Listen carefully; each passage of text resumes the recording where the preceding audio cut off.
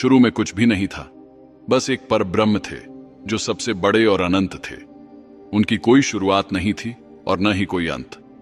वो एक ऐसी सच्चाई थे जो हमारी समझ की सीमा से परे थी। उनके अंदर बहुत सारी शक्तियां थीं। समय और कारण मिलकर एक हो गए थे। वो समय से परे थे और उनकी कोई सीमा नहीं थी। वो खुद से बने थे और सब कुछ उनमें ही समाया हुआ था। उनका कोई रूप नहीं था, लेकिन वो बिना रूप के भी नहीं थे। उनके कोई खास गुण नहीं थे, लेकिन वो गुणहीन भी नहीं थे। वो हमारी सोच और इंद्रियों से परे थे, एक शुद्ध चेतना जो खुद नहीं बदलती थी, लेकिन सब कुछ बदल सकती थी। परब्रह्म की इच्छा हुई और तब ब्रह्मांड का निर्माण शुरू हुआ। वो ब्रह्मांड प्रकट होने के लिए तैयार था, जिसे हम देख सकते थे और समझ सकते थे। परब्रह्म की इस इच्छा ने एक हलचल पैदा की, जिससे पहली आवाज आई, ओम। इस एक आवाज में सारी ध्वनियां शामिल थीं। सबसे पहले जो तत्व बना उसे महत्त्व कहा गया, जिससे 3 गुण निकले। सत्व गुण जो बचाव का प्रतीक है, रजोगुण जो क्रिया का संकेत देता है, और तमोगुण जो विनाश का सूचक है। इन तीनों गुणों के मिलने से 5 भौतिक तत्व बने, वायु, जल, पृथ्वी, अग्नि और आकाश। इन तत्वों के मिल जाने से प्रकृति का जन्म हुआ। इन गुणों से 5 इंद्रियां भी उत्पन्न हुई, देखना, सुनना, छूना, सूंघना और छकना। इन्हें महसूस करने के लिए 5 ज्ञानेंद्रियां विकसित हुईं और इनका संचालन मन के द्वारा किया गया।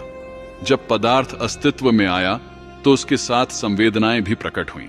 इसके बाद जल की धारा बहने लगी और उसने पूरे संसार को ढक लिया। हर तरफ सिर्फ जल ही जल था, लेकिन ऐसा कुछ नहीं था जो उसमें डूब जाए। तब परब्रह्म ने एक दिव्य रूप लिया और जल में कमल के रूप में प्रकट हुए। इस जल को नार कहा गया और रहने की जगह को अयन, इसलिए इस दिव्य स्वरूप को नारायण पुकारा जाने लगा। फिर परब्रह्म ने अपना अंश जल में डाला और जल ने उस अंश का पालन किया। धीरे धीरे एक सुनहरा अंडा उत्पन्न हुआ जो प्रकाश की तरह चमक रहा था। इस अंडे को ब्रह्मांड कहा गया क्योंकि यह परब्रह्म से निकला था।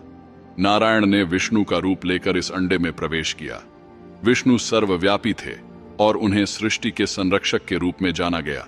वो सत्व गुण के प्रतीक थे क्योंकि वो अंडा विष्णु को अपने अंदर ढक रहा था, इसलिए उनका नाम हिरण्यगर्भ पड़ा। विष्णु की नाभि से एक 14 पंखुड़ियों वाला कमल निकला और इस कमल से ब्रह्मा प्रकट हुए। ब्रह्मा सृष्टि के रचयिता थे और उन्हें रजोगुण का स्वामी माना गया। वो अपने एक हाथ में कमंडल और दूसरे हाथ में माला लिए हुए थे। नाभि से निकले होने के कारण उन्हें नाभिज और पद्मयोनि भी कहा गया। हिरण्यगर्भ के अंदर 1 साल बिताने के बाद ब्रह्मा ने इस सुनहरे अंडे को 2 हिस्सों में बांट दिया। ऊपर का हिस्सा स्वर्ग बना और नीचे का हिस्सा पृथ्वी। दोनों के बीच में आकाश था। इस तरह ब्रह्मा ने सृष्टि के चक्र की शुरुआत कर दी थी और उन्हें पता था कि इसका अंत कैसे होगा। सृष्टि के इस चक्र को रचना, संरक्षण और प्रलय के 3 चरणों से गुजरना था। हर चक्र के अंत में जब सब कुछ समाप्त हो जाएगा तो एक नया चक्र शुरू होगा। ये चक्र अनंत काल तक चलता रहेगा, जैसे एक के बाद एक वृत्त बनते रहते हैं। ब्रह्मांड भी इस चक्र के अनुसार अस्तित्व में आया, जैसे अंधेरे आकाश में एक रोशनी का प्रज्वलित हो जाना। ब्रह्मा ने अपनी रचना को देखते हुए ध्यान में प्रवेश किया। ध्यान की गहराइयों से 4 वेद उत्पन्न हुए, ऋग्वेद, यजुर्वेद, सामवेद और अर्थवेद। लेकिन उन्हें यह नहीं पता था कि इनके साथ 4 समस्याएं भी उठने वाली थीं, जो सृष्टि के क्रम को चुनौती दे सकती थीं। तो क्या इसे अच्छी शुरुआत कहा जा सकता है या ये केवल आधा सफर था?